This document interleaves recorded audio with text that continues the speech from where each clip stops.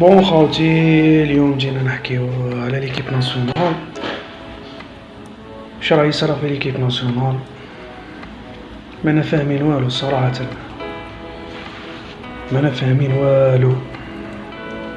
اليوم وزاد خرج بيان في الاتحاد الجزائري لكرة القدم انه اسماعيل بن ناصر يغادر تربص المنتخب الوطني رسميا بداية الإصابة جاتو في الركبة تاعو.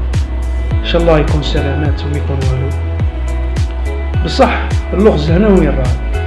انه باش انت في تربص واحد تسرح 6 لاعبين.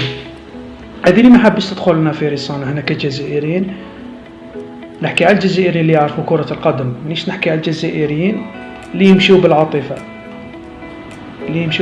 ومبينين باللي يتقبلوها نورمال. هذه يقول لك إصابة وكذا وشي فات. نو، انا عندي هذه كاينه حاجه راهي تصرا في ليكيب ناسيونال،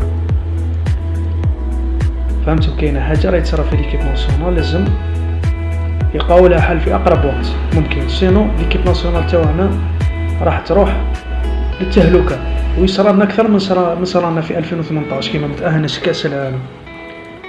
في هذيك اللحظه بالذات الشعب الجزائري عاش نكسه كبيره اكثر من النكسه تاع 2021 امام الكاميرا.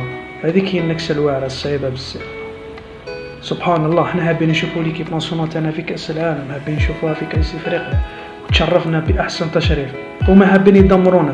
نو، لازم نوقفوا مع ليكيب ناسيونال تاعنا، نكونوا يد واحده ان شاء الله. وان شاء الله ما يكون والو، ان شاء الله يكونوا كامل يد واحده ان شاء الله. ولما لا نشرفوا بلادنا احسن تشريف.